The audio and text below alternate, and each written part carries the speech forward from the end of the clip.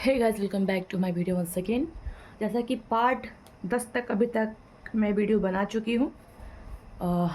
इसके बाद हम लोग आगे सॉल्व करेंगे इस बुक को। पार्ट 11 ये होने वाला है और क्वेश्चन नंबर 257 और कार्डियो चल रहा है। और अभी तक हम लोगों ने सेल और ब्लड ख़त्म कर लिया है और अभी रनिंग में है कार्डियो। क्वेश्चन को आगे कंटिन्यू करते हैं। अब क्वेश्चन ये है कि कोई भी व्यवधान जो नर्व इम्पल्स को एसी नोड से डाउनवर्ड ट्रांसमिशंस होने को ब्लॉक कर देता है वो जाना जाता है। एक और चीज़ मैं बता दूं इस वीडियो में भी कि जैसे कि यहाँ पे आंसर जो है सामने लिखा हुआ है, बट आपको प्रैक्टिस जो है आंसर को हाइड करके करना है अगर आप अकेले बैठ के प्रैक्टिस कर रहे हो तो। बट इस वीडियो की बनाने का सिर्फ पर्पज़ यही है कि क्वेश्चन को एक बार रीड करना होता है और रीड करना भी आंसर के साथ, बिकॉज कि हमें रॉन्ग आंसर नहीं याद करना है अभी माइंड में। फर्स्ट टाइम में अगर आप बुक को ये रीड कर रहे हो तो फर्स्ट टाइम में राइट आंसर जाए, ना कि रॉन्ग ऑप्शंस। हमेशा इस वीडियो में हम लोग राइट आंसर को सिर्फ पढ़ेंगे, इतना रैशनल नहीं देने वाली हूँ। वजह यह है कि फटाफट इस बुक को ख़त्म भी करना है और इतना टाइम नहीं कि मैं बैठ के सर्च भी करूँ। ठीक है, तो जितना मेरे से हो पाएगा मैं उतना करूँगी। ठीक है, आगे बढ़ते हैं। कोई भी व्यवधान जो नर्व इम्पल्स को ऐसे नोड से डाउनवर्ड ट्रांसमिशन होने को ब्लॉक कर देता है वह जाना जाता है। ऑप्शन ए यहाँ पर राइट दिया गया है। अब बोला गया है कि हार्ड ब्लॉक इसका आंसर दे दिया गया है। ठीक है, फिर से क्वेश्चन पढ़ो कि कोई भी व्यवधान जो नर्व इम्पल्स को ऐसे नोड से डाउनवर्ड ट्रांसमिशन होने को ब्लॉक कर देता है। ऐसे नोड से नीचे की तरफ ट्रांसमिशन नहीं हो पाता, नर्व इम्पल्स ब्लॉक हो जाता है, तो वो कौन सा कंडीशन है? तो हार्ड ब्लॉक इसका राइट आंसर है। अब हम लोग थोड़ा सा इसका रैशनल पढ़ लेते हैं। और रैशनल पढ़ने यही खासियत है इस बुक की, और रैशनल पढ़ने से थोड़े से डाउट जो है क्लियर हो जाते हैं। ठीक है, हार्ट ब्लॉक से तात्पर्य है कि हार्ट की कंडक्शन सिस्टम में से इलेक्ट्रिकल इम्पल्स के सामान्य ट्रांसमिशंस में व्यवधान आना या ऑब्स्ट्रक्शंस आना, यानी जो नर्व इम्पल्स है या फिर जो इलेक्ट्रिकल इम्पल्स जनरेट होते हैं वो ट्रांसमिट नहीं हो पा रहे हैं, तो उसे हार्ट ब्लॉक का नाम दे दिया गया है। क्वेश्चन नंबर 258 की तरफ हम लोग बढ़ते हुए, क्वेश्चन नंबर 258 में क्या है? कंप्लीट हार्ट ब्लॉक वाले मरीज के आउटकम को अधिकतम करने के लिए निम्न में से क्या करने के लिए नर्स को तैयार रहना चाहिए अगर कंप्लीट हार्ट ब्लॉक हो गया है तो? ठीक है, ताकि पेशेंट का जो आउटकम हो अत्यधिक हो। यहाँ पे ऑप्शन 4 दिए गए हैं और पढ़ लेते हैं ऑप्शन, कोई दिक्कत नहीं है। Administration of adenosine, administration of lidocaine, defibrillations और टेम्परेरी पेसमेकर इंसर्शंस। तो राइट यहाँ पे आंसर दिया है टेम्परेरी पेसमेकर इंसर्शन करेंगे अगर कंप्लीट हार्ट ब्लॉक हो गया है तो। कंप्लीट हार्ट ब्लॉक में यहाँ पे टेम्परेरी पेसमेकर इंसर्शन करेंगे और इसका आप रैशनल देख सकते हैं, पढ़ के बताती हूँ मैं एक बार। कंप्लीट हार्ट ब्लॉक को हम लोग 3rd डिग्री AV ब्लॉक भी कहते हैं। कंप्लीट हार्ट ब्लॉक में पूर्ण रूप से एट्रियल और वेंट्रिकुलर सिस्टोल में असामंजस्य हो जाता है। Atria and ventricular beat separately and independent. Atria से किसी भी इम्पल्स का वेंट्रिकल में ट्रांसमिशन नहीं हो पाता है, अतः कंप्लीट हार्ट ब्लॉक के इमीडिएट मैनेजमेंट में परमानेंट पेस मेकर लगाने से पहले ट्रांसक्यूटेनियस टेम्परेरी पेस मेकर लगाते हैं। यानी यहाँ पे क्या करना होता है, जैसा कि यहाँ पे बोला गया था कि पेस मेकर का यूज़ करना है। ठीक है, क्वेश्चन नंबर 259 की तरफ हम लोग बढ़ते हुए 259 क्वेश्चन क्या कहता है? एट्रिया एंड वेंट्रिकल्स का एक दूसरे से स्वतंत्र रूप से धड़कना, इंडिपेंडेंटली बीटिंग कब होता है? किस कंडीशन में अलग से एट्रिया जो है वो कॉन्ट्रैक्ट होता है, डायस्टोल होता है, और अलग से वेंट्रिकल भी क्या करता है, धड़कता है, बीट होता है। ऑप्शन सी इज यहाँ पे राइट दिया है। यहाँ पे देखो, हार्ट में जो ब्लॉक होता है उसकी कई डिग्री होती है, 1st degree, 2nd degree, 3rd degree भी होता है। तो यहाँ पे राइट आंसर दिया है कि अगर सेपरेटली एट्रिया और वेंट्रिकल्स जो है बीट कर रहे हैं तो उसका 3rd डिग्री ब्लॉक में ऐसा होता है, हार्ट के 3rd डिग्री ब्लॉक में। क्वेश्चन नंबर 260 की तरफ हम लोग बढ़ते हुए, which AB block is also refer to as a Mobitz second. Which AB block को, एट्रियो वेंट्रिकुलर ब्लॉक को हम लोग मोबिस सेकेंड के नाम से जानते हैं? तो ऑप्शन नंबर सी यहाँ पे दिया हुआ है, 2nd डिग्री AV ब्लॉक को हम लोग कि इस नाम से जानते हैं, मोबिस सेकेंड के नाम से जानते हैं। अब यहाँ पे इसका रैशनल दिया हुआ है, रैशनल पढ़ लेते हैं, रैशनल से चीज़ें थोड़ी सी क्लियर हो जाती हैं। सेकेंड डिग्री हार्ट ब्लॉक में केवल कुछ एट्रियल इम्पल्स ही वेंट्रिकल तक कंडक्ट हो पाते हैं, यानी सारे इम्पल्सेस जो है ट्रांसमिट नहीं हो पाती है या फिर कंडक्ट नहीं हो पाती है, बल्कि थोड़ा ही जो आपके क्या बोलते हैं इम्पल्स होते हैं वो कंडक्ट हो पाते हैं। ये दो वेरिएंट्स में होता है, जैसे कि मोबिस फर्स्ट होता है और एक मोबिस सेकेंड होता है, ठीक है। और मोबिस फर्स्ट को हम क्या कहते हैं, रिंग्ड बैच भी कहते हैं। मोबिस फर्स्ट में क्यूआरएस कॉम्प्लेक्स के ड्रॉप नहीं होने तक पीआर इंटरवल प्रोग्रेसली लॉन्गर होता है, मतलब क्यूआरएस कॉम्प्लेक्स ड्रॉप नहीं होता है और जो पीआर इंटरवल है वो लंबा होता है, ठीक है। इसके अलावा और भी रैशनल दिए हुए हैं, क्वेश्चन का रैशनल और भी है। सो ड्रॉप्ड बीट्स के कारण इलेक्ट्रोकार्डियोग्राम पर QRS complex clustered group beating के रूप में प्रकट होता है। मोबिस सेकेंड में पीआर इंटरवल एक कांस्टेंट लेंथ होता है, लेकिन क्यूआरएस कॉम्प्लेक्सेस पीरियडिकली प्रायः 2, 3 या 4 बीट पर ड्रॉप्ड होता है। क्वेश्चन नंबर 261 की तरफ बढ़ते हुए हम लोग, सो निम्न में से किस डिसरिथमिया में स्थायी पेसमेकर लगाने का इंडिकेशन है। अभी हमने देखा था कि जो थर्ड डिग्री का जो ब्लॉक था उसमें हमने टेम्परेरी पेसमेकर का यूज़ किया था। अब क्वेश्चन कहता है कि ऐसा कौन सा डिसरिथमिया है जिसमें हम लोग क्या करेंगे, जो है परमानेंट पेसमेकर का यूज़ करने वाले हैं, तो उसके इंडिकेशंस क्या हो सकते हैं। तो यहाँ पे राइट आंसर डी दिया है। देखो अब यहाँ पे बोला गया कि डिसरिथमिया, सॉरी इसके पहले जो हमने पढ़ा था उसमें आंसर था second degree block. Second degree block में टेम्परेरी पेसमेकर लगता है, जबकि थर्ड डिग्री ब्लॉक में परमानेंट जो है पेसमेकर लगता है। क्वेश्चन आगे तक बढ़ते हुए 262, निम्न में से कौन से इक्विपमेंट को क्लाइंट के बेड साइड पर तुरंत लाना चाहिए जब कार्डियक अरेस्ट वाले मरीज के लिए कोड कॉल किया जाता है। ऑप्शन नंबर बी यहाँ पे क्रैश कार्ड दिया हुआ है कि ऐसा कौन सा इक्विपमेंट है जो कि हमें तुरंत लाना चाहिए अगर पेशेंट को कार्डियक अरेस्ट हो गया है और कोड कॉल के लिए किया जा रहा है, कोड कॉल किया जाता है। तो अब रैशनल पढ़ते हैं कि क्रैश कार्ड क्या होता है। सो क्रैश कार्ड एक गतिशील मेडिसिन चेस्ट होता है जिसका यूज लाइफ थ्रेटनिंग इमरजेंसी जैसे anaphylaxis, cardiac arrest, डिसरिथमिया, pulmonary oedema, shock अथवा मेजर ट्रॉमा के दौरान आवश्यक इक्विपमेंट्स, मेडिकेशंस और सप्लाई को स्टोर तथा ट्रांसपोर्ट करने में किया जाता है। आगे की तरफ बढ़ते हुए अब नया टॉपिक आ गया आपका वेंट्रिकुलर फ्लटर या फिब्रिलेशंस एंड टैकीकार्डिया। क्वेश्चन नंबर 263 की तरफ बढ़ते हैं हम लोग। सो निम्न में से कौन सा मरीज नर्सिंग केयर के लिए सबसे अधिक प्रायोरिटी पर होगा। तो ऑप्शन देख लेते हैं, फ्रैक्चर पटेला, एब्डोमिनल वुंड, हेड इंजरी या वेंट्रिकुलर फिब्रिलेशंस। तो राइट आंसर यहाँ पे दिया हुआ है वेंट्रिकुलर फिब्रिलेशंस का अगर पेशेंट है तो उसको फर्स्ट प्रायोरिटी देंगे। अब इसका रैशनल पढ़ लेते हैं क्या दिया हुआ है। वेंट्रिकुलर फिब्रिलेशंस, वेंट्रिकुलर क्वेबर या पल्सलेस एक डेंजरस परिस्थिति होता है जिसमें वेंट्रिकल्स के कई इरिटेबल पॉइंट्स इरेगुलर आधार पर इम्पल्सेस आँख की तरफ पैदा होती है। क्वेश्चन नंबर 264 की तरफ बढ़ते हुए, सो एक आदमी चेस्ट पेन की कंप्लेन के लिए इवैल्यूएशंस के लिए टेलीमेट्री यूनिट पे एडमिट हुआ है, ठीक है। एडमिशन के 8 घंटे बाद पेशेंट वेंट्रिकुलर फिब्रिलेशंस में चला जाता है। फिजिशियंस पेशेंट को डिफिब्रिलेट करता है, ठीक है। नर्स जानती है कि डिफिब्रिलेशंस का पर्पस होता है। अब यहाँ पे हमें बताना है कि हर बार डिफिब्रिलेशंस यूज हुआ है तो डिफिब्रिलेशंस का पर्पस क्या है। तो यहाँ पे ऑप्शन लिखा हुआ है increase cardiac contractility and output, ठीक है। इसके अलावा और भी 3 ऑप्शन है वो भी पढ़ लेते हैं। ऑप्शन बी है cause asystole so the normal pacemaker can recapture.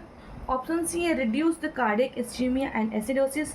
Option 4 है provide energy for the depleted myocardial cells. तो यहाँ पर राइट आंसर हो जाएगा B, cause asystole so normal pacemaker can recapture.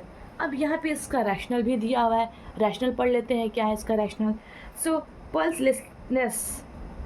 Pulseless ventricular tachycardia ventricular फिब्रिलेशंस को terminate करने के लिए इलेक्ट्रिकल काउंटर शॉक का उपयोग करना डिफिब्रिलेशंस कहलाता है, ठीक है। यह 2 फॉर्म में यूज होता है, एक तो मोनोफेजिक के फॉर्म में होता है और एक बाईफेजिक डिफिब्रिलेटर के रूप में होता है, ठीक है। मोनोफेजिक में इलेक्ट्रिकल करंट एक डायरेक्शंस में इलेक्ट्रोड्स या पैडल से हार्ट से होता हुआ दूसरे इलेक्ट्रोड्स में ट्रैवल करता है। इस प्रकार के डिफिब्रिलेशंस में हाई एनर्जी जैसे एक के बाद एक लगातार 3 शॉक, यानी first 200, then 300 and then finally 360 joule deliver करना चाहिए। मतलब पहले बार में यहाँ पे 200, फिर 300, फिर 360। ठीक है। नेक्स्ट है आपका बाईफेजिक डिफिब्रिलेटर्स करंट को हार्ट में से होकर 2 डायरेक्शंस में डिलीवर करता है। करंट हार्ट में से होकर पुनः वापस फर्स्ट इलेक्ट्रोड में आ जाता है। बाईफेजिक डिफिब्रिलेशंस मोनोफेजिक टेक्निक की तुलना में इलेक्ट्रिकल करंट के लोअर लेवल को यूज़ करता है। यह प्रायः 120 से 150 जूल से शुरू होता है। ठीक है। अब यहाँ पर जो रेंज है बता दिया गया है कि जो बाईफेजिक होता है यहाँ पे 120 से 150 से शुरू होता है, जिसे आवश्यकता अनुसार इंक्रीज किया जाता है। और in cardioversion only 30 joule is required. Cardioversion में 30 जूल की सिर्फ आवश्यकता होती है। क्वेश्चन नंबर 265 की तरफ बढ़ते हुए हम लोग, इन वेंट्रिकुलर फिब्रिलेशंस वाले मरीज को अभी डिफिब्रिलेट करना है। ठीक है। लोग जानती है कि हार्ट बीट की लय रिदम को प्रभावी बनाने के लिए डिफिब्रिलेशंस मशीन को बेस्ट डिलीवरी के लिए एनर्जी किस लेवल पर सेट करना चाहिए। अगर वेंट्रिकुलर फिब्रिलेशंस हुआ है पेशेंट को और डिफिब्रिलेट करना है नर्स को, तो ठीक है, और हार्ट बीट की जो रिदम है वो ताकि इफ़ेक्टिव हो सके, तो नर्स को जो डिफिब्रिलेटर है उसको किस लेवल की एनर्जी देना चाहिए। तो यहाँ पे जूल में दिया हुआ है, यहाँ पे सारी एनर्जी का जो एसआई यूनिट होता है। तो ऑप्शन नंबर डी यहाँ पे बोला गया है ताकि इफ़ेक्टिव हो सके। क्वेश्चन में प्रभावी है, इफ़ेक्टिव है, इसलिए यहाँ पे जो लास्ट है 360 जूल जो है वो देंगे प्रभावी बनाने के लिए। Question number 266, so the initial energy selections for the defibrillations in pulseless ventricular tachycardia for initial energy selections किसके लिए, defibrillations के लिए pulseless ventricular tachycardia में क्या हो सकता है। ऑप्शन नंबर यहाँ पर डी दिया हुआ है। देखो बाईफेजिक यूज़ करेंगे, बाईफेजिक डिफिब्रिलेटर्स जिसका जूल यहाँ पे 150 जूल दिया गया है। क्वेश्चन नंबर 267 की तरफ हम लोग बढ़ते हुए, अनडिज़ायरेबल रिदम को स्थिर या स्टेबल रिदम में कन्वर्ट करने के लिए सिंक्रोनाइज्ड काउंटर शॉक देने के लिए प्रोसीजर को कहते हैं। तो ये आपका क्वेश्चन हुआ। ठीक है। फिर से पढ़ लेती हूँ। अनडिज़ायरेबल रिदम को स्थिर या स्टेबल रिदम में कन्वर्ट करने के लिए सिंक्रोनाइज्ड काउंटर शॉक देने के प्रोसीजर को कहते हैं। Option number D cardio version कहते हैं। क्या बोलते हैं? कार्डियो वर्जन कहते हैं। ठीक है। अनस्टेबल रिदम से हमें स्टेबल रिदम बनाने को काउंटर शॉक जो देते हैं उस प्रोसीजर को हम कार्डियो वर्जन कहते हैं। अब यहाँ पे रैशनल दिया हुआ है। केमिकल अथवा इलेक्ट्रिकल अथवा अनडिज़ायरेबल रिदम को स्थिर यानी स्टेबल रिदम में कन्वर्ट करने के लिए सिंक्रोनाइज्ड काउंटर शॉक देने के प्रोसीजर को कार्डियो वर्जन कहते हैं। वेंट्रिकुलर फिब्रिलेशंस को टर्मिनेट करने के लिए एसिंक्रोनस इलेक्ट्रिकल काउंटर शॉक देने के लिए प्रोसीजर को डिफिब्रिलेशंस कहते हैं। क्वेश्चन नंबर 68 की तरफ बढ़ते हुए, defibrillators is used in situations of. Defibrillators किस सिचुएशन में हम यूज़ करेंगे? ऑप्शन यहाँ पे 4 दिए गए हैं। क्या कार्डियक अरेस्ट आता है तो करेंगे, शॉक में, रेस्पिरेटरी अरेस्ट में, या पेरिटोनाइटिस में? तो यहाँ पे राइट आंसर क्या हो जाएगा? कार्डियक अरेस्ट होता है तो ही हम क्या करेंगे? डिफिब्रिलेटर यूज़ करेंगे। अब यहाँ पे इसका रैशनल भी दिया हुआ है। डिफिब्रिलेटर का उपयोग पल्सलेस वेंट्रिकुलर टैकीकार्डिया या वेंट्रिकुलर फिब्रिलेशंस के कारण होने वाले कार्डियक अरेस्ट को ट्रीट करने में किया जाता है। 269 क्या है? यदि एक पेशेंट पल्सलेस वेंट्रिकुलर टैकीकार्डिया में है तो निम्न में से कौन सा फर्स्ट चॉइस ऑफ ट्रीटमेंट देंगे? अगर पेशेंट को पल्सलेस वेंट्रिकुलर टैकीकार्डिया है तो कौन सा फर्स्ट चॉइस ऑफ ट्रीटमेंट होगा? First choice of treatment for the ventricular tachycardia, pulseless ventricular tachycardia. Right answer यहाँ पे दिया हुआ है। देखो ऑप्शन पढ़ लेते हैं। सिंक्रोनाइज्ड कार्डियोवर्जन, पेसमेकर, डिफिब्रिलेशंस और एंटी एरिथमिक मेडिकेशन। तो राइट आंसर यहाँ पे डिफिब्रिलेशंस हो जाएगा। Question number 270, pulseless ventricular tachycardia का अनुभव कर रहे मरीज के लिए नर्स किस इमीडिएट ट्रीटमेंट देने की एंटिसिपेट करेगी? अगर पल्सलेस वेंट्रिकुलर टैकीकार्डिया है, पेशेंट फील कर रहा है, तो इमीडिएट ट्रीटमेंट क्या देना होता है? तो ऑप्शन नंबर यहाँ पे बी दिया हुआ है।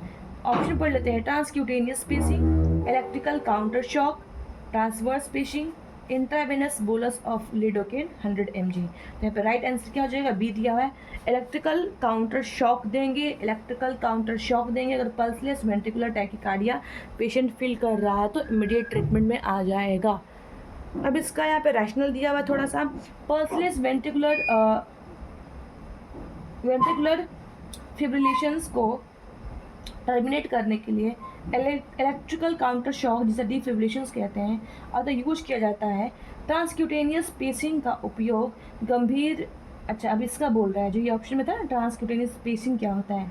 ट्रांसक्यूटेनियस पेसिंग का उपयोग गंभीर ब्रेडिकार्डिया या अस्थायी आपातकालीन उपायों के रूप में किया जाता है। ठीक है, नेक्स्ट है और भी इसमें रैशनल। ट्रांसवेनस पेशिंग में लीड वायर को एंटीक्यूबाइटल, फीमोरल, जुगुलर अथवा सबक्लेवियन वेन के द्वारा एंडोकार्डियम को डायरेक्ट इलेक्ट्रिकल स्टिमुलेशंस देने के लिए राइट एट्रियम अथवा वेंट्रिकुलर में रखते हैं। ट्रांसक्यूटेनियस पेशिंग में अगर लीड वायर को एंटीक्यूबाइटल या फिर फीमोरल या फिर जुगुलर या फिर सबक्लेवियन वेन के द्वारा एंडोकार्डियम को डायरेक्ट इलेक्ट्रिकल स्टिमुलेशन देने के लिए राइट एट्रियम और वेंट्रिकुलर में रखते हैं। नेक्स्ट है पॉइंट, लिडोकेन हाइड्रोक्लोराइड एक लोकल एनेस्थेसिया होता है। उसका उपयोग इंट्रावेनसली कुछ कार्डियक एरिथमियाज स्पेशली वेंट्रिकुलर डिसरिथमियाज में किया जाता है।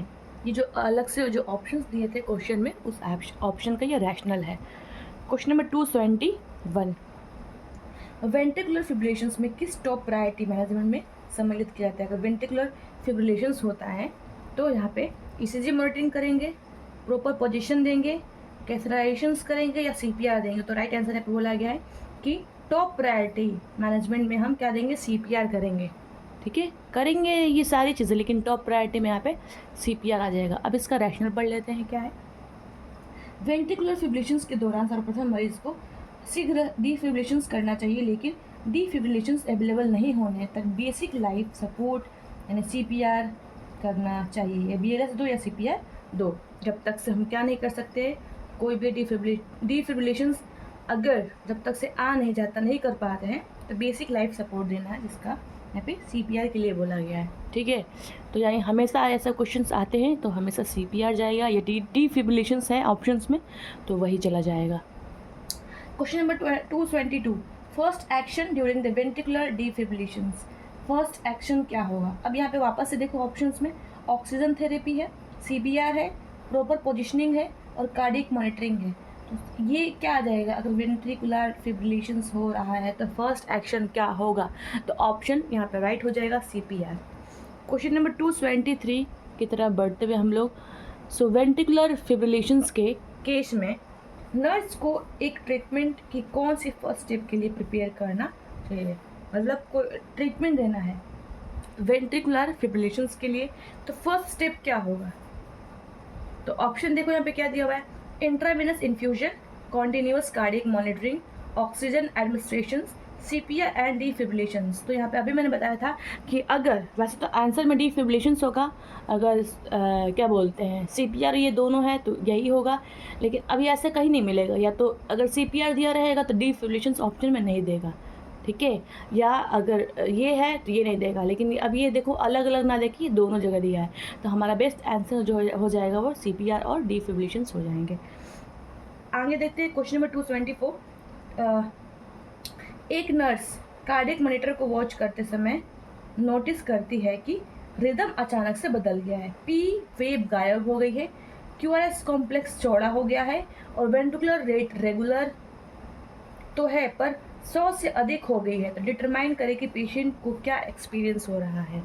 तो याद है यहाँ पे पी वेव क्या हो गया, डिसअपियर, क्यूआरएस कॉम्प्लेक्स वाइडन हो गया है और वेंट्रिकुलर रेगुलर है, बट जो हार्ट बीट है यहाँ पे क्या हो गया है, 100 से अधिक हो गया है। तो अब ऑप्शन में देख लेते हैं क्या क्या दिया हुआ है, premature ventricular contractions, ventricular tachycardia, ventricular fibrillation, sinus tachycardia. तो option B is right, ventricular tachycardia की कंडीशन में, वेंट्रिकुलर टैकीकार्डिया की कंडीशन में पी वेव गायब हो जाता है, डिसअपियर हो जाता है, क्यूआर कॉम्प्लेक्स वाइडन हो जाता है। ठीक है, आगे बढ़ते हैं। अब इसका थोड़ा सा रैशनल पढ़ लेते हैं क्या दिया हुआ है। सो वेंट्रिकुलर टैकीकार्डिया यानी वीटी शॉर्ट में बोला गया है, ईसीजी में पी वेव की अनुपस्थिति वाइड क्यूआरएस कॉम्प्लेक्स होता है लॉन्गर दैन 0.12 सेकेंड। अब बोला गया है कि जो क्यूआरएस कॉम्प्लेक्स है ना वाइडन हो गया है। वाइडन में कितना हो गया यहाँ पे, इसकी जो दिया गया है कितना ड्यूरेशन बढ़ गया है, 0.12 सेकेंड्स से ज़्यादा लंबा हो गया है। ठीक है, में 3 अथवा अधिक बार 140 से 250 बीट्स प्रति मिनट की रेगुलर रेट से वेंट्रिकुलर बीट्स का एक्टोपिक प्रोडक्शन होता है। क्वेश्चन में ये भी बोला था कि वेंट्रिकुलर रेट रेगुलर है, रेगुलर तो है लेकिन कितना है, तो बोला था कि 100 से अधिक हो गया है। तो 100 से अधिक यहाँ पे रैशनल में बोल दिया गया है कि 140 से लेके 250 बीट्स पर मिनट। अब प्री मैच्योर वेंट्रिकुलेशंस में क्या होते हैं, रैशनल में जो दिया ऑप्शन में जो दिया हुआ था। So premature ventriculations ventricular contraction जिसे हम पीवीसी भी बोलते हैं, कार्डियक वेंट्रिकुलर का ऐसे नोड के अलावा अन्य जगह की इलेक्ट्रिकल इम्पल्स के कारण नॉर्मल टाइम से पहले कॉन्ट्रैक्शन होना, पी वेव प्रेजेंट होता है, उसे हम कहते हैं प्री मैच्योर वेंट्रिकुलर कॉन्ट्रैक्शंस कहते हैं। ठीक है, नेक्स्ट है साइनस कार्डिया किसे कहते हैं, ऐसे नोड से उत्पन्न इम्पल्स के कारण दोनों एट्रिया और वेंट्रिकुलर हार्ट रेट का 100 बीट्स पर मिनट से अधिक हो जाना या पी वेव का प्रेजेंट होना ही साइनस टैकीकार्डिया कहलाता है। और नेक्स्ट रैशनल है यहाँ पे कि चूंकि साइनस टैकीकार्डिया में पी वेव अनुपस्थित नहीं होता है और वेंट्रिकुलर फिब्रिलेशंस में वेंट्रिकल्स रेट रेगुलर नहीं रहती है, तो ऑप्शन जो है सही क्या हो जाएगा यहाँ पे, बीटी हो जाएगा, वेंट्रिकुलर टैकीकार्डिया हो जाएगा। ठीक है, तो ऑप्शन में क्या था कि पी वेव गायब हो गई थी और क्यूआरएस कॉम्प्लेक्स वाइडन हो गया था और वेंट्रिकुलर रेट रेगुलर था बट 100 बीट्स पर मिनट से अधिक था, more than 100 beats per minute था। नेक्स्ट है क्वेश्चन नंबर 225। सो एक नर्स एक वेंटिलेटर टैकीकार्डिया युक्त क्लाइंट की केयर कर रही है, तो कौन सा इंटरवेंशन नर्स को फर्स्ट लागू करना चाहिए। ये दोनों सेम क्वेश्चन है। ठीक है, सो लेकिन आंसर दोनों में अलग अलग है। सो नर्स एक वेंट्रिकुलर टैकीकार्डिया युक्त क्लाइंट की केयर कर रही है। ठीक है, मतलब पेशेंट है उसको क्या हुआ, वेंट्रिकुलर टैकीकार्डिया हुआ है। ठीक है, और कौन सा इंटरवेंशन नर्स को फर्स्ट लागू करना चाहिए। वेंट्रिकुलर टैकीकार्डिया में ऑप्शन पढ़ लेते हैं, call a code immediately, assess the pulse of a client, begin the chest compression, then continue to monitor the client. So option A इस यहाँ पे राइट है कि कॉल अ कोड इमीडिएटली। अब इसका हम लोग रैशनल पढ़ते हैं कि क्या निकल के आता है। सो वेंट्रिकुलर टैकीकार्डिया प्रायः उन हार्ट में होता है जो स्टेमिक डैमेज या कार्डियोमायोपैथिक डिजेनरेशन से ग्रसित हो चुके हैं तथा यह सडन डेथ का कारण भी हो सकता है। सस्टेन्ड वीटी वेंट्रिकुलर टैकीकार्डिया के ट्रीटमेंट में लिडोकेन या अन्य एंटी एरिथमिक ड्रग्स के एडमिनिस्ट्रेशन कार्डियोवर्जन या डिफिब्रिलेशंस के साथ एडवांस लाइफ सपोर्ट प्रोटोकॉल सम्मिलित होते हैं। इसका रैशनल कुछ क्या निकल के आया रैशनल, इसका रैशनल सिर्फ एक ही निकल के आया यहाँ पे कि वेंट्रिकुलर टैकीकार्डिया हुआ था पेशेंट को, तो बोला गया कि वेंट्रिकुलर टैकीकार्डिया में उन हार्ट्स में होता है जो इस्टेमिक डैमेज होते हैं या कार्डियोमायोपैथिक डिजनरेट हो चुके होते हैं जिसमें सडन डेथ होने के भी चांसेस होते हैं। तो ये इसलिए बोला गया कि कॉल अ कोड इमीडिएटली। ना ही यहाँ पे पल्स बोला गया है कि क्लाइंट का असेस करना है, ना ही चेस्ट कंप्रेशन बोला गया है, ना ही continue to monitor the client बोला गया है। बिगिन द चेस्ट कंप्रेशन भी यहाँ पे ऑप्शन में देखो ये भी था, कहीं ना कहीं दूसरे क्वेश्चन में ये प्रायोरिटी में था कि भाई चेस्ट कंप्रेशन करना है, सीपीआर देना है, लेकिन यहाँ पे नहीं करना है। यहाँ पे बोल देगा कि call a code immediately. Next question है 226। अ क्लाइंट वेंट्रिकुलर टैकीकार्डिया प्रदर्शित कर रहा है, एक क्लाइंट को वेंट्रिकुलर टैकीकार्डिया है, निम्न में से कौन से इंटरवेंशन को द्वारा प्रथम लागू करना है। तो यहाँ पे ऑप्शन है एडमिनिस्टर द लिडोकेन, 200 जूल्स पर क्लाइंट को डिफिब्रिलेट करने के लिए तैयार करना, क्लाइंट्स की एपाइकल पल्स और बीपी को असेस करना, स्टार्ट बेसिक कार्डियोपल्मोनरी रिससिटेशन। तो ऑप्शन नंबर डी यहाँ पे वो है कि स्टार्ट बेसिक कार्डियोपल्मोनरी रिससिटेशन, है ना, कि सीपीआर जो यहाँ पे शुरू कर देना है। अब इस क्वेश्चन में 225 में जो है कॉल अ कोड इमीडिएटली था, तो उसका भाई मुझे भी समझ नहीं आया लॉजिक, ठीक है, लॉजिक समझ में आ गया। लेकिन अभी हर जगह जहाँ जहाँ भी अगर ऐसा होता है वेंट्रिकुलर टैकीकार्डिया हुआ, तो सबसे पहले यहाँ पे अभी तक हमने यही पढ़ा था कि चेस्ट कंप्रेशन करना, तो सीपीआर देना शुरू, लेकिन इस ऑप्शन के अकॉर्डिंग यहाँ पे तो कॉल अप कोड इमीडिएटली हो गया है, तो इसको मुझे एक बार कंफर्म भी करना है। ठीक है, और आपको रैशनल पता होगा तो प्लीज़ बताना, कमेंट बॉक्स में कमेंट ज़रूर करना। सो क्वेश्चन नंबर 227, एक कार्डियक मॉनिटर से कनेक्टेड क्लाइंट ईसीजी वेव आरी के दांतों यानी सॉ टूथ आरी की तरह दिखाई देता है, तो क्या सूचक है? अगर एक कार्डियक मॉनिटर से कनेक्टेड पेशेंट है, ठीक है, और ईसीजी वेव में जो ईसीजी का वेव है ना सॉ टूथ की तरह, जैसे कि आरी होता है ना जिससे हम लोग लकड़ियाँ काटते हैं, ठीक है, तो उसकी तरह उसकी दांत है, तो उसको हम क्या इंडिकेटर है, किस चीज़ का इंडिकेटर है? वो ऑप्शन दिया हुआ है यहाँ पे, एट्रियल फ्लटर, वेंट्रिकुलर फिब्रिलेशंस, एट्रियल फिब्रिलेशंस और वेंट्रिकुलर टैकीकार्डिया। तो यहाँ पे राइट आंसर हो जाएगा atrial Flutter. Atrial Flutter condition में जो ईसीजी का जो वेव होता है सॉ लाइक स्ट्रक्चर होता है, सॉ मतलब आरी की तरह होता है, ठीक है, सॉ टूथ की तरह होता है वो। नेक्स्ट इसका रैशनल और भी है, एट्रियल फ्लटर एक कार्डियक डिसरिथमिया है जो प्रायः सामान्य वेंट्रिकुलर रिस्पॉन्स के साथ साथ rapid regular atrial beats 300 beats per minute के द्वारा प्रकट होता है। बताओ, अगर ऐसे ऐसे ऐसे ऐसे टूथ सॉ हो गया है जो ईसीजी का जो ग्राफ है, तो यहाँ पे कितना यहाँ पे 300 बीट्स पर मिनट के रैपिड से ये चल रहा है रेगुलर। ईसीजी पर एट्रिया की फ्लटरिंग को क्यूएस कॉम्प्लेक्स के बीच में सॉ टूथ डिफ्लेक्शन के रूप में अच्छे से देखा जा सकता है। क्वेश्चन नंबर 228, एक 3 दिन की एट्रियल फिब्रिलेशंस की हिस्ट्री वाला पेशेंट कार्डियक यूनिट में भर्ती है। पेशेंट को एट्रियल फिब्रिलेशंस हुआ है। सो एंटी डिसरिथमिया मेडिकेशन शुरू करने के साथ नर्स कौन से ऑर्डर को एंटिसिपेट कर सकती है? सो ऑप्शन नंबर ए है यहाँ पे prepare a heparin infusion, B है immediate give atropine by IV push, C है obtain consent for AV nodes ablations, और डी है setup for a cardioversion procedure. So option A यहाँ पे राइट दिया गया है कि अगर एट्रियल फिब्रिलेशंस का पेशेंट है, ठीक है, और एंटी डिसरिथमिक मेडिकेशन चल रहा है, तो इसके साथ साथ क्या देना होता है? प्रिपेयर और हिपैरिन इन्फ्यूजन, हिपैरिन इन्फ्यूज़ करना होता है। क्यों करना होता है अभी इसका रैशनल पता चल जाएगा। सो एट्रियल फिब्रिलेशंस यानी से तात्पर्य एट्रिया में रैपिड इरेगुलर इलेक्ट्रिकल एक्टिविटी के कारण वेंट्रिकल से ब्लड का इंजेक्शन होना होता है, अप्रभावी इंजेक्शन होना होता है। Atrial fibrillations most common cause of cardiac dysrhythmia है, जो ब्लड जो एट्रिया में एडीज हो जाता है, भंवर हो जाता है, वो क्लॉट्स बनकर embolism specially to the brain but also to the other organ कर सकता है। मतलब इम्बोलिज्म कर सकता है तो ब्रेन में, ठीक है, स्पेशली, पर इसके अलावा दूसरे ऑर्गन में इम्बोलस का फॉर्मेशन कर सकता है, ठीक है। सो इसलिए एट्रियल फिब्रिलेशन स्ट्रोक के लिए इम्पॉर्टेंट रिस्क फैक्टर होता है।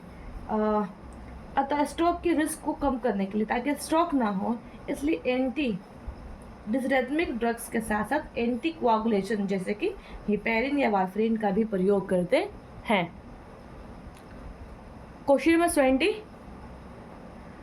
229, सो कार्डियक डिसरिथमिया वाले क्लाइंट में कौन सी क्लाइंट प्रॉब्लम को प्राथमिकता दी जाती है? अगर कार्डियक डिसरिथमिया हुआ है तो किस क्लाइंट को किस क्लाइंट को हम ना कि अत्यधिक प्राथमिकता दी जाएगी, किस क्लाइंट को माना जाएगा कि प्रॉब्लम सबसे ज़्यादा है? ऑप्शन है यहाँ पे अल्टरेशंस इन comfort, decreased cardiac output, impaired gas exchange और एक्टिविटी इंटॉलरेंस। तो यहाँ पर राइट आंसर हो जाएगा कार्डियक आउटपुट अगर कम है तो उन पेशेंट को प्राथमिकता दी जाएगी। ऑप्शन नंबर बी यहाँ पर राइट है। पढ़ लेते सारा ऑप्शन क्या है। अल्ट्रेशन इन कंफर्ट, कि कंफर्ट में अल्ट्रेशन होगा। डिक्रीज कार्डियक आउटपुट है, क्या इसको हम प्रायोरिटी देंगे? इम्पेयर्ड गैस एक्सचेंज है, क्या इसको प्रायोरिटी देंगे? या एक्टिविटी इंटॉलरेंस हो रहा है तो क्या इसको प्रायोरिटी देंगे? तो यहाँ पर राइट आंसर बोल दिया गया है डिक्रीज्ड कार्डियक आउटपुट है, तो इसको हम सबसे पहले प्रायोरिटी देंगे कार्डियक डिसरिथमिया कंडीशन में, कार्डियक डिसरिथमिक कंडीशन में। और यहाँ पे इसका रैशनल देते हुए, सो कार्डियक डिसरिथमिया में मायोकार्डियल कॉन्ट्रैक्टिलिटी को कम होने से अल्टर्ड इलेक्ट्रिकल कंडक्शन के कारण कार्डियक आउटपुट यहाँ पे देखो कम हो जाता है। जब कम हो जाएगा तो उसका रिस्क बढ़ जाएगा, इसलिए प्रायोरिटी मैनेज को हम क्या रखेंगे कि कार्डियक आउटपुट को जब डिक्रीज होता है तो उसको सबसे पहले हम मैनेज करेंगे। नेक्स्ट क्वेश्चन है कि व्यक्ति को ब्रेन वेव, हार्ट रेट और बीपी के अध्ययन करने वाली तकनीक को क्या कहते हैं? जो ब्रेन के वेव को भी पढ़ ले, हार्ट रेट को भी रीड कर ले और बीपी की भी स्टडी कर ले। तो यहाँ पे ऑप्शन में है रिलैक्सेशन ट्रेनिंग, नेक्स्ट है बायो फीडबैक, नेक्स्ट है both relaxation training and bio feedback, और ऑप्शन डी है नन ऑफ द एबव। तो यहाँ पे जो राइट आंसर हो जाएगा क्वेश्चन नंबर 280 में, तो यहाँ पे राइट आंसर यहाँ पे बायो फीडबैक हो जाएगा कि बायो फीडबैक इस ट्रेनिंग प्रोग्राम के माध्यम से ब्रेन वेव, हार्ट रेट और बीपी की भी स्टडी की जा सकती है इस तकनीकी के माध्यम से। सो अब रैशनल में है कि बायो फीडबैक क्या होता है। सो बायो फीडबैक यह एक ट्रेनिंग प्रोग्राम होता है जिसको डिज़ाइन करने के उद्देश्य स्वयं व्यक्ति के द्वारा अपने ऑटोनॉमिक इनवॉलंटरी नर्वस सिस्टम को नियंत्रण करना होता है। यानी अपने जो ANS यानी ऑटोनॉमिक नर्वस सिस्टम है उसको खुद से कंट्रोल करना। इस तकनीकी को सीखने के बाद मरीज अपने हार्ट रेट और ब्लड प्रेशर को नियंत्रित करने में, कुछ मसल्स को रिलैक्स करने में समर्थ हो जाता है। वैसे तो ये सब हमारे कंट्रोल में नहीं होता है, मसल्स को खुद से रिलैक्स करना ऐसा, या बीपी को खुद से वो करना, लेकिन बायोफीड मैकेनिज्म से यह भी पॉसिबल हो जाएगा। नेक्स्ट क्वेश्चन है क्वेश्चन नंबर 281। साइनस ब्रेडिकार्डिया वाले मरीज में हार्ट रेट कितने कम हो जाती है? अगर साइनस ब्रेडिकार्डिया है तो पेशेंट में कम से कम 60 बीट्स पर मिनट, ऑप्शन देखो 40, 50, 70, 60, तो आंसर हो जाएगा 60 बीट पर मिनट से अगर कम है तो साइनस ब्रेडिया देखने को मिलेगा। साइनस ब्रेडिकार्डिया में एट्रियल और वेंट्रिकुलर रेट एडल्ट में 60 बीट्स पर मिनट और चिल्ड्रन में अगर 70 बीट्स पर मिनट से कम हो जाएगा तो उसको हम साइनस ब्रेडिकार्डिया घोषित कर देंगे। ठीक है, एडल्ट में 60 beats per minute less than 60 और चिल्ड्रन में लेस देन 70। ठीक है, इसका देखो यहाँ पे रैशनल दिया हुआ है ऑप्शन एथलेट्स वाला। सो एथलेटिक हार्ट सिंड्रोम AHS अथवा एथलेटिक हार्ट एक नॉन पैथोलॉजिकल कंडीशन होती है जो सामान्य रूप से स्पोर्ट्स पर्सन में देखी जाती है। एथलीट्स में देखा जाता है। इस कंडीशन में मानव हार्ट बड़ा हो जाता है तथा आराम के समय हार्ट रेट सामान्य से कम हो जाता है। एथलेटिक हार्ट सिंड्रोम ये होता है जो लोग रनिंग करते हैं, जो लोग दौड़ भाग करते हैं, जो लोग पार्टिसिपेट करते हैं इन सब चीज़ों में। तो यहाँ पे बोला गया कि नॉन पैथोलॉजिकल कंडीशन, कुछ हुआ नहीं होता है, कोई बीमारी नहीं होती, कोई उसमें बैक्टीरिया फंगस नहीं होता है, बट इस कंडीशन में मानव का हार्ट बड़ा हो जाता है। ठीक है, लेकिन जब आराम करता तो उसका हार्ट रेट जो है वो सामान्य हो जाता है। यहाँ पे हार्ट रेट बढ़ जाता है और यहाँ पे हार्ट रेट सामान्य हो जाता है। नेक्स्ट है 283 intra aortic balloon pump IABP is used for. So यहाँ पे ऑप्शन है systolic increase in blood pressure, B है removal of aortic thrombus, C है diastolic increase in blood pressure और D है मिट्रल वल्वोटमी। सो ऑप्शन यहाँ पे जो राइट दिया है C दिया हुआ है कि intra aortic balloon pump use करते हैं diastolic increase in blood pressure. Diastolic increase in blood pressure में हम इंट्रा एओर्टिक बलून पंप का प्रयोग करते हैं। अब इसका रैशनल भी दिया हुआ है, रैशनल पढ़ लेते हैं क्या है इसका रैशनल। सो intra aortic balloon counter pulsations यानी IABC या फिर IABP, ठीक है, में एक कैथेटर से अटैच्ड बलून का यूज़ किया जाता है जिसे डायस्टोल और सिस्टोल के दौरान क्रमशः अल्टरनेट इन्फ्लेशंस और डिफ्लेशंस पैदा करने के लिए फीमोरल आर्टरी द्वारा प्रॉक्सिमल डिसेंडिंग थोरेसिक एओर्टा में इंसर्ट किया जाता है। यह सिस्टोल के दौरान एओर्टिक ब्लड फ्लो के रेजिस्टेंस को कम और डायस्टोल के दौरान बढ़ाता है। इसके कारण हार्ट का वर्क कम हो जाता है तथा कोरोनरी आर्टरी में ब्लड फ्लो बढ़ जाता है। तो इसलिए हम यहाँ पे क्या करते हैं, इंट्रा एओर्टिक बलून पंप का प्रयोग करते हैं डायस्टोलिक इंक्रीज ब्लड प्रेशर में। क्यों करते हैं? ताकि कोरोनरी आर्टरी में ब्लड फ्लो जो है वो बढ़ जाए।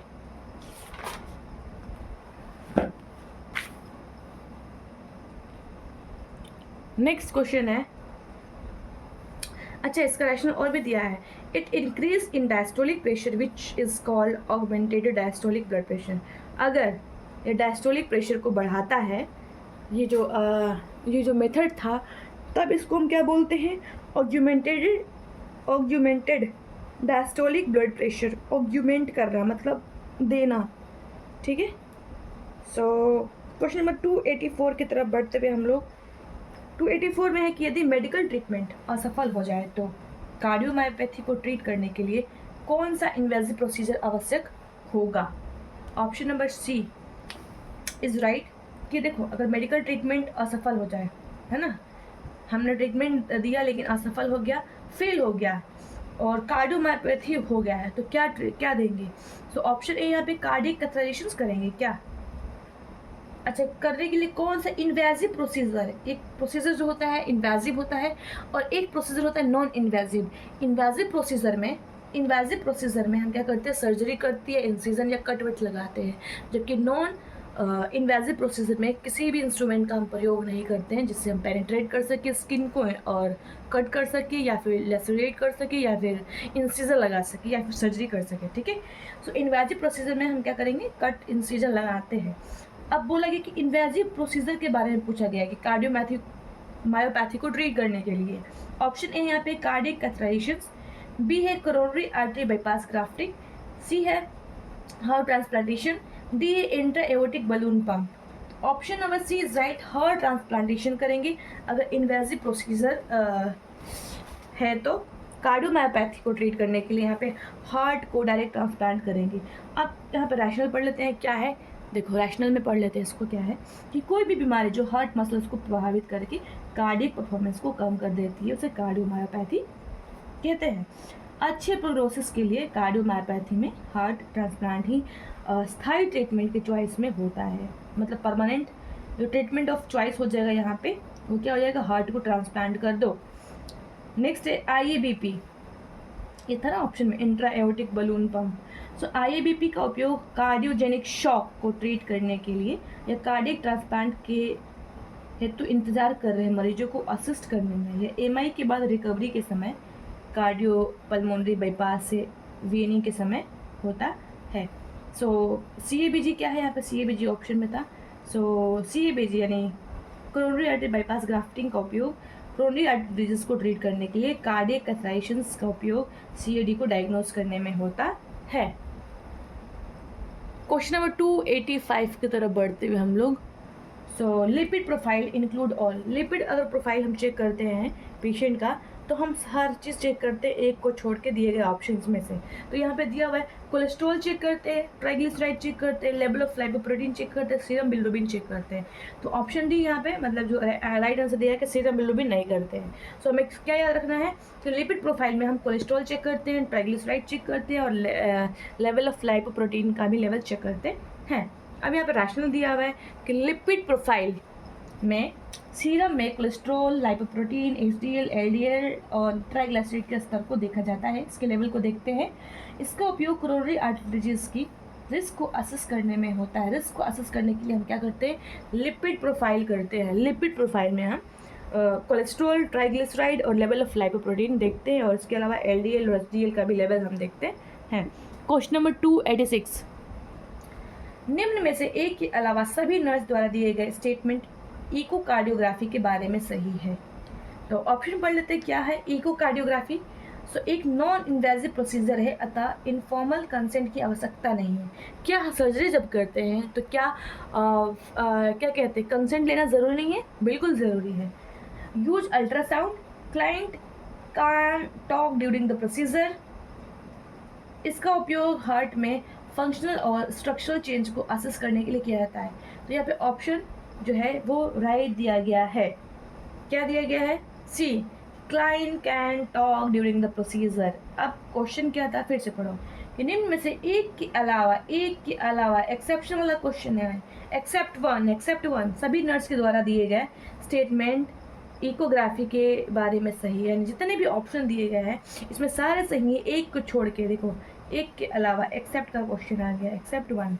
तो यहाँ पे बोला कि client can talk during the procedure, क्या क्लाइंट बात कर सकता है प्रोसीजर के वक्त? तो बिल्कुल भी नहीं, बात करने की ज़रूरत नहीं है। इकोकार्डियोग्राफी अगर हो रही है तो पेशेंट को बोलने की ज़रूरत नहीं है। सो ऑप्शन रैशनल देख लेते हैं। इकोकार्डियोग्राफी एक नॉन इन्वेजिव डायग्नोस्टिक प्रोसीजर होता है जिसमें अल्ट्रासाउंड के उपयोग से हार्ट के फंक्शंस लाइक इजेक्शंस, फ्रैक्शंस और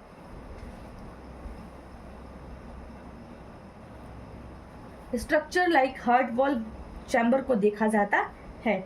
टेस्ट के दौरान मरीज को लेटने, सामान्य ब्रीथ लेने और बातें ना करने की भी सलाह दी जाती है। अगर प्रोसीजर हो रहा है तो पेशेंट को ना बोलना है, लेटे रहना है और नॉर्मल उसको ब्रीथ करना है। क्वेश्चन नंबर 287, एक 3 वर्ष के बच्चे में कार्डियक कैथेटराइजेशंस हुआ है। नर्स को निम्न में से किसे अपने केयर प्लान में सम्मिलित करना चाहिए? अगर 3 वर्ष का बच्चा है, कार्डियक कैथेटराइजेशंस करना है, तो दिए गए ऑप्शंस में से कौन सा केयर नर्स को बच्चे को करना चाहिए? सो ऑप्शन दिया है, पहला है कि monitor for responsive to the general anaesthesia, bed rest for 24 hours, NPO for 12 hours और observe for severe pain and medicate as need. तो यहाँ पर राइट आंसर भी दिया है कि क्या करना है। अगर पेशेंट को या क्लाइंट को कार्डियक कैथेटराइजेशंस किया गया है तो उसको बेड रेस्ट देना है 24 घंटे के लिए। क्या करना है? Bed rest for the 24 hours, bed rest for 24 hours for the cardiac catheterisations patient. अब इसका हम रैशनल पढ़ लेते हैं। क्या लिखा हुआ है रैशनल? इंटरवेंशनल ट्रीटमेंट और डायग्नोसिस के लिए लोकल एनेस्थेसिया में स्किन के द्वारा वेसल्स के माध्यम से हार्ट के वेंट्रिकल्स, कोरोनरी आर्टरी और बड़ी वेसल्स, बड़ी लिखा हुआ है राइट, बड़ी वेसल्स में कैथेटर डालना कार्डियक कैथेटराइजेशंस कहलाता है। तो डेफिनेशन हो गई कार्डियक कैथेटराइजेशंस क्या होता है भाई। सो लोकल एनेस्थेसिया देते हैं स्किन के द्वारा वेसल्स के हार्ट के वेंट्रिकल्स में, कोरोनरी आर्टरी और वेसल्स में कैथेटर डालते हैं। ये होता है कार्डियक कैथेटराइजेशंस। नेक्स्ट है प्रोसीजर के बाद मरीज को 6 से 12 घंटे तक स्ट्रिक्ट बेड रेस्ट, और बेड रेस्ट जब देंगे तो head of the bed is elevated, head ऊपर उठा रहेगा, और but no more than 30 degree, 30 degree ऊपर से ज़्यादा नहीं होगा उसका हेड एलिवेटेड, और 4 से 6 आवर्स तक एक्सट्रीमिटीज़ को एक्सटेंड अवस्था में मेंटेन करना चाहिए, ठीक है, ताकि इंसिजन साइड से ब्लीडिंग और एट्रियल ऑक्लूजन नहीं हो, ठीक है। नेक्स्ट है encourage the fluid intake to promote the excretions. Dense radio opaque contrast medium का यूज़ करते हैं जो डाई होता है, और जब ये देते तो इनकरेज करते कि फ्लूइड इनटेक ज़्यादा से ज़्यादा पिए patient. No need for the NPO की ज़रूरत नहीं है, ठीक है। क्वेश्चन नंबर 288, एक क्लाइंट फीमोरल आर्टरी द्वारा कार्डियक कैथेटराइजेशंस करने के बाद नर्सिंग यूनिट में अभी आया है। एक तो फीमोरल आर्टरी के माध्यम से कार्डियक कैथेटराइजेशन हुआ है और अभी अभी आया है, कहाँ पे आया है? नर्सिंग यूनिट में। तो नर्स को क्लाइंट को कौन सा पोजीशन में रखना चाहिए? तो पोजीशन यहाँ पे है, यहाँ पे bed rest with head elevations 30, bed rest with head elevations 45, bed rest with head elevation 60, bed rest with head elevations with at 90 degree. तो राइट आंसर यहाँ पे ए है कि bed rest with head elevations at 30 degree पे ही उसके head को elevate करना है, 30 डिग्री पे, उससे ज़्यादा ऊंचा नहीं करना, ना ही नीचे करना है, ठीक है। तो हमने ऊपर अभी पढ़ा था कि 30 डिग्री पे उसके बेड को एलिवेट करना होता है अगर पेशेंट को कार्डियक कैथेटराइजेशंस हुआ होता है तो, ठीक है। नेक्स्ट है 289 क्वेश्चन, राइट फीमोरल आर्टरी कैथेटराइजेशंस के बाद नर्स को कौन से नर्सिंग इंटरवेंशन को इम्प्लीमेंट करना चाहिए? राइट फीमोरल आर्टरी हुआ है, राइट साइड में फीमोरल आर्टरी कैथेटराइजेशन हुआ है, तो इंटरवेंशन क्या इम्प्लीमेंट करना चाहिए? ऑप्शन पढ़ लेते हैं। Perform passive range of motion exercise, assess the client's renal status, keep the client in high Fowler positions, assess the gag reflex prior to feeding client। तो यहाँ पे ऑप्शन राइट हो जाएगा B, assess the client's renal status। Patient का हम renal status को हम check करेंगे अगर पेशेंट के राइट साइड में फीमोरल आर्टरी कैथेटराइजेशन हुआ है तो। अब आगे इसको हम देखेंगे, एक दो ऐसे क्वेश्चन मिल जाएंगे जिसके रैशनल दिए होंगे। सो पहले आगे कंटिन्यू करते हैं। क्वेश्चन नंबर 290 की तरफ बढ़ते हुए हम लोग। सो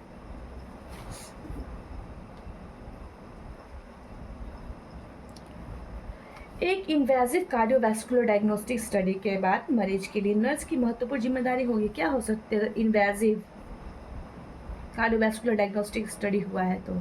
एक होता है नॉन इन्वेजिव और एक होता है इन्वेजिव।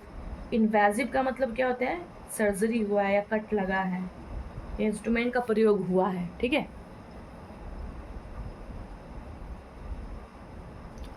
सो ऑप्शन क्या है? फ्लूइड इनटेक कम करेंगे और मरीज को प्रोन पोजीशन में रखेंगे। क्या सही है? पंक्चर साइट पर हीट अप्लाई करेंगे, हीट और इन्वॉल्व एक्सट्रीमिटीज़ में पैसिव एक्सरसाइज करेंगे।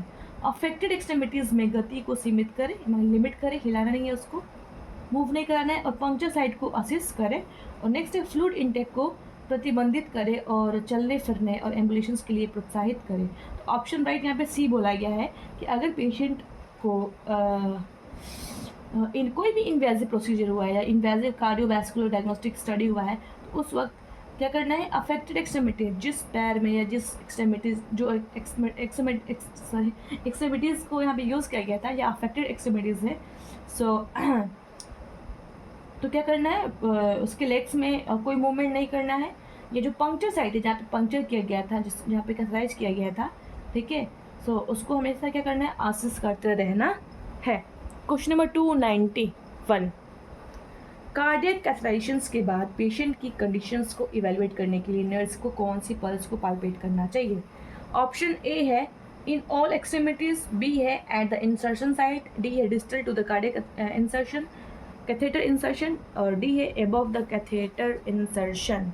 सो ऑप्शन नंबर यहाँ पे सी बोला गया, सी इज राइट। हमेशा देखो डिस्टल का मतलब होता है दूर, क्या होता है? दूर। तो distal to the catheter insertion, अगर कैथेटर इंसर्शन हुआ है तो कभी भी हम पल्स जो है, जो दूर वाला पल्स है उसको हम क्या करेंगे? पाल्पेट करने की कोशिश करेंगे, ठीक है, डिस्टल पल्स। अब इसका रैशनल में पढ़ लेते हैं, क्या दिया हुआ रैशनल। प्रोसीजर में इन्वॉल्व एक्सट्रीमिटीज़ को इंसर्शन साइट से नीचे न्यूरोवास्कुलर स्टेटस में होने वाले चेंजेस के लिए मॉनिटर करना चाहिए।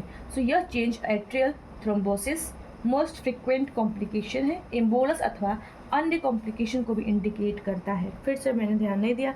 तो प्रोसीजर में इन्वॉल्व एक्सट्रीमिटी, जो भी प्रोसीजर में इन्वॉल्व एक्सट्रीमिटीज़ है, ठीक है, चाहे लेग, चाहे राइट लेग हो, चाहे लेफ्ट लेग हो, चाहे हाथ हो, चाहे, ठीक है, चाहे लेफ्ट हैंड हो चाहे राइट हैंड हो, ज़्यादातर ये यहाँ पे एक्सट्रीमिटी में यहाँ पे क्या आ जाएगा, क्योंकि कार्डियक कैथराइजेशंस हुआ है तो लेग यूज़ करेंगे, जो फीमोरल है। सो अगर वहाँ पे इंसर्ट किया गया है तो नीचे न्यूरोवास्कुलर स्टेटस में होने वाले चेंज को मॉनिटर करना चाहिए। ठीक है, समझ आ गया। सो यह चेंज आर्टेरियल थ्रोम्बस यानी मोस्ट फ्रिक्वेंट जो कॉम्प्लिकेशन देखने को मिलता है कार्डियक कैथराइजेशंस का, वो क्या होता है? आर्टेरियल थ्रोम्बस होता है, ठीक है, या एम्बोलस या कोई भी कॉम्प्लिकेशन है तो उसको इंडिकेट करता है। अगर ऐसा कुछ हुआ है तो कोई भी न्यूरोवास्कुलर स्टेटस देखने को मिलेगा। क्वेश्चन नंबर 292, कार्डियक कैथराइजेशंस के बाद एक क्लाइंट की केयर करते समय कौन सी नर्सिंग एक्शन मोस्ट इंपॉर्टेंट है? Option A, check the pulse distal to the puncture site, monitor electrocardiogram every 15 minute, administer oxygen और provide rest. Option number A, check the pulse distal to the puncture site, जहाँ पे हमने puncture किया था कैथराइजेशंस के लिए उस साइट को क्या करना है? असेस करना है, उसको चेक करना है। क्वेश्चन नंबर 293 की तरफ हम लोग बढ़ते हुए, आर्टेरियोग्राम या एंजियोग्राम के समय अचानक से पेशेंट कहता है I am feeling really hot, कौन सा बेस्ट रिस्पॉन्स होगा? ऑप्शन है you're having an allergic reactions to the dye, so I will get an order for the Benadryl. Option B है कि the heat indicates that the clot in the coronary vessels are dissolving, C है let me check the room temperature, और option D है that feeling of warmth is normal when dye is injected it will last up to 20 second. तो right answer बोला गया है कि अगर इन आर्टेरियोग्राम हो रहा है या एंजियोग्राम हो रहा है और पेशेंट बोलता है कि मैं बहुत ही गर्म फील कर रहा हूँ, तो ये स्टेटमेंट किस चीज़ को दर्शाता है, या नर्स का जो बेस्ट रिस्पॉन्स होगा वो क्या होगा? तो सारे ऑप्शन में से ऑप्शन नंबर डी सही होगा कि भाई जब भी हम एंजियोग्राम करते हैं तो गर्म लगना स्वाभाविक है, नॉर्मल चीज़ है ये अगर गर्म लगता है। So that feeling is warmth is normal, nurse बोलेगी ये नॉर्मल है। व्हेन डाई इज इंजेक्टेड, जब डाई को इंजेक्ट किया जाता है और ये लास्ट 20 सेकेंड तक रहता है, गर्म फील होगा पेशेंट को, हॉट फील होगा। सो यहाँ पे रैशनल दिया हुआ है। आर्टेरियोग्राम एक रेडियो ओपेक कॉन्ट्रास्ट मीडियम, यह डाई होता है। डाई के इंजेक्शंस को डायरेक्टली आर्टरी में देने के बाद एक आर्टरी की रेडियोग्राफ होता है। So features of option D are the due to the use of dye. Fine. Question number 294, एक 83 ईयर ओल्ड महिला को, 83 साल की महिला है, राइट आर्म पर कई छोटे लाल धब्बे, इकाइमोटिक एरिया है। ये छोटे धब्बे ब्रूश शायद के कारण हुआ है, मतलब जो महिला है 83 साल की, उसके राइट आर्म पे है ना, इकाइमोटिक एरिया जो है वहाँ पे छोटे छोटे ब्रूशेस हुए हैं, धब्बे हुए हैं। तो वो धब्बा किस चीज़ का इंडिकेशन है? तो ऑप्शन नंबर ए है कैपिलरी फ्रेजिलिटी एंड परमेबिलिटी का बढ़ना, स्किन में ब्लड सप्लाई का बढ़ना, सेल्फ इन्फेक्टेड इंजरी और Elder abuse. So option A is right कि कैपिलरी फ्रेजिलिटी और परमेबिलिटी का बढ़ना जब होता है तो पेशेंट के अंदर इकाइमोसिस देखने को मिलता है। क्वेश्चन नंबर 295, एक 48 वर्ष की महिला चेस्ट पेन, टेकिकार्डिया और डिज्निया की शिकायत के साथ हॉस्पिटल में आती है। एग्जामिन करने पर हार्ट साउंड दबी हुई, मफल्ड सुनाई दे रही है। ठीक है, मफल्ड हार्ट साउंड है, ध्यान रहे। चेस्ट पेन हुआ है, टेकिकार्डिया हुआ है, 48 साल की महिला है। ठीक है, चेस्ट पेन, टेकिकार्डिया, डिज्निया भी हो रहा है, डिज्निया भी हो रहा है। ठीक है, और एग्जामिन करने पे हार्ट में मफल्ड साउंड सुनाई दे रहा है। इस मरीज की कौन सी असेसमेंट फाइंडिंग कार्डियक टैम्पोनेड को डायग्नोस को सपोर्ट करती है? सबसे पहले कार्डियक टैम्पोनेड क्या होता है? तो हार्ट की जो लेयर होती है पैराइटल और विसरल, हार्ट की 2 लेयर होते हैं ना, हार्ट की जो लेयर होते हैं, 3 लेयर होते हैं, एक तो पेरिकार्डियम, मायोकार्डियम, एंडोकार्डियम। तो पेरिकार्डियम में भी 2 लेयर्स होती हैं, एक तो पैराइटल होता है और विसरल होता है। पैराइटल आउटर मोस्ट लेयर होती है और विसरल इनर मोस्ट लेयर होती है। तो पैराइटल और विसरल लेयर में फ्लूइड का एक्यूमुलेशन हो जाता है, उसे हम टैम्पोनेट कहते हैं, कार्डियक टैम्पोनेट। अब बोला गया है कि मफल आवाज़ तो सुनाई दे रहा है, साउंड तो सुनाई दे रहा है, बट उसके साथ साथ अगर असेसमेंट हुआ है तो क्या देखने को मिल गया है? कार्डियक टैम्पोनेट। तो पेशेंट को अगर डायग्नोसिस हुआ है तो किस चीज़ को सपोर्ट करेगी भाई? ऑप्शन ए यहाँ पे डेविएटेड ट्रैकिया, बी है absent breath sound to the lower lobes, option C है पल्स 40 विथ इंस्पिरेशंस और ऑप्शन डी है ब्लड प्रेशर 140। तो यहाँ पे राइट आंसर बोला गया है पल्स 40 विथ इंस्पिरेशंस। पल्स कितना हो गया है? 40 हो गया है भाई। जब वो क्या करता है? इंस्पिरेशंस करता है। ठीक है, तो अब देखो इसका रैशनल भी दिया हुआ है, इसका रैशनल क्या बनता है भाई? तो हम लोग इसको पढ़ लेते हैं रैशनल को। सो कार्डियक टैम्पोनेट से तात्पर्य पेरिकार्डियम की विसरल और पैराइटल लेयर्स में एक्सेस फ्लूइड का वॉल्यूम देखो 20 से 50 ml, 20 से 50 ml फ्लूइड जो है एक्यूमुलेट हो जाता है, उसे हम लोग कहते हैं कार्डियक टैम्पोनेट। और कहाँ पे फ्लूइड होता है? हार्ट की पेरिकार्डियम पेरिकार्डियम की जो लेयर होती है, सही है, विसरल और पैराइटल लेयर्स में होते हैं। So it is manifested by pulsus paradoxus. क्या इसको मान लिया गया है? क्या हुआ है?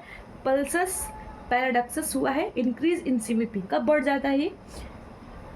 जब सीवीपी होता है तो बढ़ जाता है सेंट्रल वेनस प्रेशर, जब बढ़ता है तो बढ़ जाता है ये, मतलब होता है ये। जुगुलर वेनस डिस्टेंशन होता है तो भी पल्सस पैराडॉक्सस होता है। डिक्रीज कार्डियक प्रेशर, जब कार्डियक प्रेशर कम होता है तो भी पल्सस पैराडॉक्सस होता है। नैरो पल्स प्रेशर होता है तो भी क्या होता है? पल्सस पैराडॉक्सस देखने को मिलता है। सो पैराडॉक्सिकल पल्स यानी जिसको स्मॉल पल्स से तात्पर्य इंस्पिरेशंस के दौरान पल्स और सिस्टोलिक ब्लड का प्रेशर कम होना होता है। वाह क्या रैशनल है। ऑप्शन नंबर 296, एक पेरिकार्डाइटिस वाले मरीज कार्डियक टैम्पोनेट महसूस कर रहा है। ठीक है, पेरिकार्डाइटिस हुआ है, इन्फ्लामेशन ऑफ द पेरिकार्डियम। क्या हुआ है उसको? कार्डियक टैम्पोनेट हुआ है। टैम्पोनेट का मतलब 20 से 50 ml तक पानी भर जाना, फ्लूइड का एक्यूमुलेशन हो जाना पैराइटल और विसरल लेयर में। इस क्लाइंट में नर्स को कौन से सहयोग या कोलैबोरेटिव इंटरवेंशंस का पूर्व अनुमान लगा सकती है? तो ऑप्शन ए है पे prepare for pericardiocentesis, request cardiac enzymes, perform a 12-lead electrocardiogram, assess the client's heart and lungs sound. अब देखो यहाँ पे बोला गया कि पेरिकार्डाइटिस हुआ था, कार्डियक टेम्पोरल में फ्लूइड का एक्यूमुलेशन हुआ था, तो ऑब्वियसली हम क्या करेंगे, नर्सेस क्या इंटरवेंशन करेंगे भाई, प्रिपेयर फॉर अ पेरिकार्डियोसेंटेसिस। पेरिकार्डियोसेंटेसिस में हम क्या करेंगे, उसको फ्लूइड को हम निकालने की, रिमूव करने की कोशिश करेंगे। रैशनल इसका भी है, देख लेते हैं। देखो रैशनल दिया हुआ है कि कार्डियक टेम्पोनेट में पेरिकार्डियोसेंटेसिस यानी क्या, एक ऐसा प्रोसीजर होता है जिसमें नीडल को एस्पिरेट करके पेरिकार्डियल जो कैविटी होती है उसमें जो उसको निकालने की कोशिश करते हैं। सो एक चॉइस ऑफ ट्रीटमेंट ये भी हो जाएगा, क्या हो जाएगा, पेरिकार्डियोसेंटेसिस करते हैं। कब करते हैं, अगर कार्डियक टेम्पोनेट हुआ है तो। ठीक है, क्वेश्चन नंबर 297 की तरफ बढ़ते हुए हम लोग, सो निम्न में से कौन सी कंडीशंस कार्डियक इलनेस वाले मरीज में अचानक से मृत्यु की संभावना को बढ़ा देती है। कार्डियक इलनेस है और अचानक से मृत्यु हो जाती है, तो इन चारों ऑप्शन में से क्या है, डिप्रेशन है, बुलिमिया है, एंजाइटी है, चेस्ट पेन है। डिप्रेशन तो नहीं होगा, बुलिमिया भी नहीं होगा जो कि ईटिंग डिसऑर्डर में आता है, एंजाइटी से भी मौत नहीं हो सकती, लेकिन चेस्ट पेन से मौत हो सकती है। Option number D is right. Next है वल्वर डिफेक्ट। वल्वा होता है ना, वल्वा वाल्व होता है, उसमें कोई डिफेक्ट है या डिसऑर्डर, उसका पढ़ने वाले हम लोग। सो क्वेश्चन नंबर 298 की तरफ बढ़ते हुए हम लोग, निम्न में से कौन से मिट्रल रिगर्जिटेशंस कर सकता है। मिट्रल रिगर्जिटेशंस का मतलब होता है बैक फ्लो होना, उल्टा वापस की तरफ चले जाना। सो ऑप्शन है यहाँ पे tumour, left atrial thrombus, bacterial vegetations और एथेरोस्क्लेरोसिस। राइट आंसर है यहाँ पे बी, बैक्टीरियल वेजिटेशंस। क्यों है, अब इसको हम अंदर पढ़ेंगे रैशनल में। सो मिट्रल यानी बाइकस्पिड वॉल्व के बारे में बात हो रही है। मिट्रल यानी बाइकस्पिड वॉल्व के अपूर्ण बंद होने के कारण ब्लड का लेफ्ट वेंट्रिकल से लेफ्ट एट्रियम में बैक फ्लो होना मिट्रल रिगर्जिटेशन होता है। यानी ये हार्ट के जो 4 चेम्बर थे, right atrium, right ventricles, left atrium and left ventricles, और यहाँ पे बाइकस्पिड वॉल्व यानी मिट्रल वॉल्व यहाँ पे था। अब बोला गया है कि जो ब्लड लेफ्ट एट्रियम से लेफ्ट वेंट्रिकल में आना था, आप ब्लड तो आया है, आने के बाद ये फ्लो सही से नहीं हो पाया है, वापस से ब्लड जो है लेफ्ट वेंट्रिकल से लेफ्ट एट्रियम की तरफ चला गया है, उस कंडीशन को हम बोलते हैं मिट्रल रिगर्जिटेशन। ठीक है, किसी शरीर के पार्ट यानी एग्जाम्पल वॉल पर किसी बैक्टीरिया के द्वारा मॉर्बिड लग्जूरियस आउटग्रोथ होना बैक्टीरियल वेजिटेशन कहलाता है। ऑप्शन में हमने अभी यहाँ पे क्या पढ़ा था कि अगर मिट्रल रिगर्जिटेशन हुआ है तो कौन कर सकता है, क्या ट्यूमर कर सकता है, नहीं। लेफ्ट एट्रियल थ्रोम्बस कर सकता है, नहीं। एथेरोस्क्लेरोसिस कर सकता है, नहीं। बैक्टीरियल वेजिटेशंस के कारण मिट्रल रिगर्जिटेशंस होते हैं। बैक्टीरियल वेजिटेशंस के कारण ग्रोथ हो जाना बैक्टीरिया का, उसकी वजह से क्या होता है, मिट्रल रिगर्जिटेशन। रिगर्जिटेशन सबका मतलब होता है बैक फ्लो होना। ठीक है, MR के अन्य कारणों में वॉल्व की जन्मजात विकृतियाँ यानी Marfan disease, infective endocarditis, ischaemic damage to the bulb और its supporting chordae tendineae, rheumatic valvulitis, inflammation of the cardiac valve into the rheumatic fever, mitral valve prolapse, MBP हो सकता है। ये सारे क्या हो सकते हैं, ये सारे मिट्रल रिगर्जिटेशन, MR बोल दिया गया है, मिट्रल रिगर्जिटेशन के कारण हो सकते हैं। ये सारे हो सकते हैं, मार्फन डिजीज भी हो सकता है, इन्फेक्टिव एंडोकार्डाइटिस भी हो सकता है, इस्चेमिक डैमेज हो सकता है वॉल्व का। ठीक है, इसके अलावा कोर्डेट टेंडिनी और रूमेटिक वल्वाइटिस होना, और इसके साथ साथ मिट्रल वॉल्व प्रोलैप्स भी कारण हो सकता है किसका, मिट्रल रिगर्जिटेशन का। ऑप्शन नंबर 2, क्वेश्चन नंबर 299 की तरफ हम लोग बढ़ते हुए, लेफ्ट एट्रियम से लेफ्ट वेंट्रिकल में ब्लड फ्लो होने में ऑब्स्ट्रक्शन होना ज़्यादा जाता है। तो option number C, mitral stenosis. अगर ऑब्स्ट्रक्शन हो गया है तो क्या हुआ है, तो मिट्रल स्टेनोसिस हो गया है ना। स्टेनोसिस, मिट्रल मतलब मिट्रल वॉल्व, और स्टेनोसिस का मतलब होता है नैरोइंग हो जाना, पतला हो जाना, संकीर्ण हो जाना। ठीक है, option number C is right. Question number 300 पे पहुंच गया है, ये clapping. So the treatment of mitral stenosis is, mitral stenosis का अगर नैरोइंग हो गया है मिट्रल वॉल्व तो उसका ट्रीटमेंट क्या हो सकता है, तो option A is balloon valvotomy, option B is PTCA, option C is bypass surgery and option D is angiogram. So right answer यहाँ पे हो जाएगा बलून वाल्वोटोमी जो है राइट आंसर हो जाएगा। अब इसका रैशनल देख लेते हैं। मिट्रल स्टेनोसिस के इलाज हेतु मिट्रल वॉल्व बदलने के बजाय मिट्रल वॉल्व के छिद्र, देखो बदलने को नहीं बोला गया है, बोला कि जो ओरिफिसेस होते हैं, जो छेद होते हैं ना, उसमें से एक गुब्बारे के द्वारा फैलाव करते हैं, जिसे मिट्रल बलून वाल्वोटोमी भी कहते हैं। ओपनिंग करना।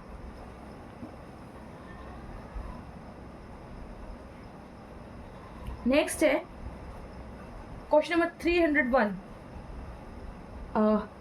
कौन से प्रकार के कार्डियक वॉल्व रिप्लेसमेंट सर्जरी में थ्रोम्बस बनने को रोकने के लिए पेशेंट को लाइफ लॉन्ग एंटीकोगुलेशन दी जाती है? लाइफ लॉन्ग एंटीकोगुलेशन कब दी जाती है? अगर कार्डियक वॉल्व रिप्लेसमेंट कर दिया है तो कार्डियक वॉल्व रिप्लेसमेंट कर दिया है, रिप्लेस कर दिया है यहाँ पे, ठीक है, और सर्जरी के बाद थ्रोम्बस ना बने तो पेशेंट को लाइफ लॉन्ग एंटीकोगुलेशन दी जाती है। Option A is right, option A is right. Mechanical valve, mechanical valve बोला गया है तो ये क्या है?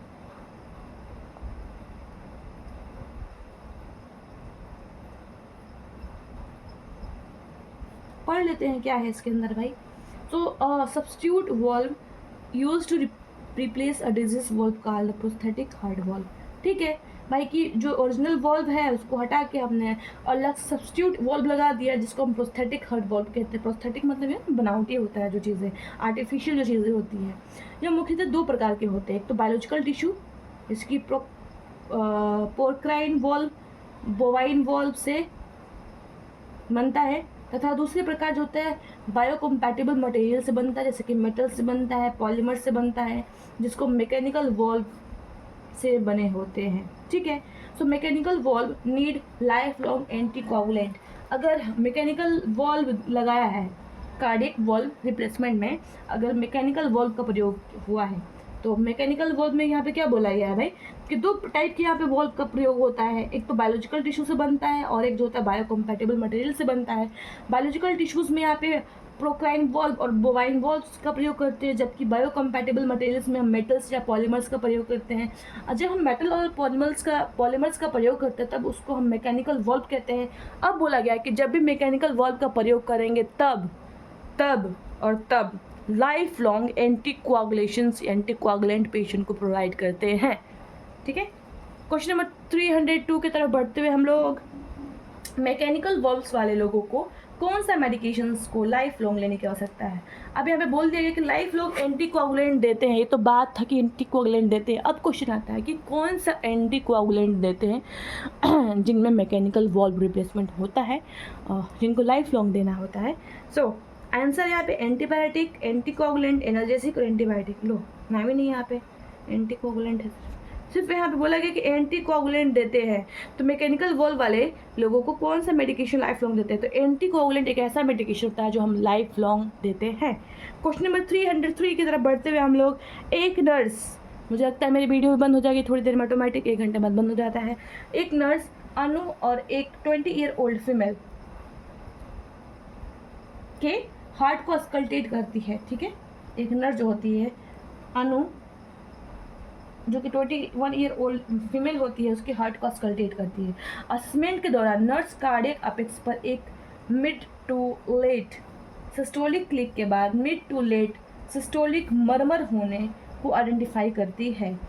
सो एनी के स्टैंड अप, एनी यहाँ पे बोल दिया अनु, स्टैंड अप होने पर मरमर लाउडर हो जाता है। ठीक है, देन इन फाइंडिंग्स के आधार पर अनु में मुख्यतः निम्न में से कौन सी कार्डियक प्रॉब्लम्स होने की कंसिडर करेगी? तो भाई जो साउंड था ना मरमर साउंड, वो होता है। तो मरमर साउंड किसमें होता है? Option number B, mitral valve prolapse में मरमर साउंड देखने को मिलता है। ठीक है, अब यहाँ पे हम लोग रैशनल पढ़ लेते हैं। सॉरी कैमरा हिल गया। रैशनल क्या दिया हुआ है? मिट्रल वॉल्व प्रोलैप्स अगर हो गया है, प्रोलैप्स हो गया है, प्रोलैप्स मतलब बाहर की तरफ निकलना, में मिट्रल वॉल्व के कस्पस सिस्टोल के दौरान लेफ्ट एट्रियम में चले जाते हैं। एमबीपी क्या था?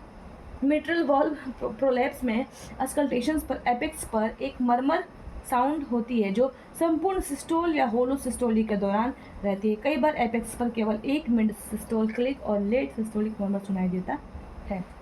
भाई कुछ नहीं है, मर्मर साउंड अगर दे रहा है बहुत लाउडली दे रहा है और अलग अलग यहाँ पे कंडीशंस चेंज हो रहे थे। यहाँ पे condition mid to late systolic click बोल दिया गया था, फिर mid to late systolic murmur होने को आइडेंटिफाई करती है। सो इसका राइट आंसर यहाँ पे मिट्रल वॉल प्रोलैप्स दिया है, तो याद रखो इसी को, क्या ही किया जा सकता है। नेक्स्ट टॉपिक है वेनस इनसफिशिएंसी, इसको पढ़ते हैं अगले वीडियो में। ठीक है, सो टाटा बाय बाय।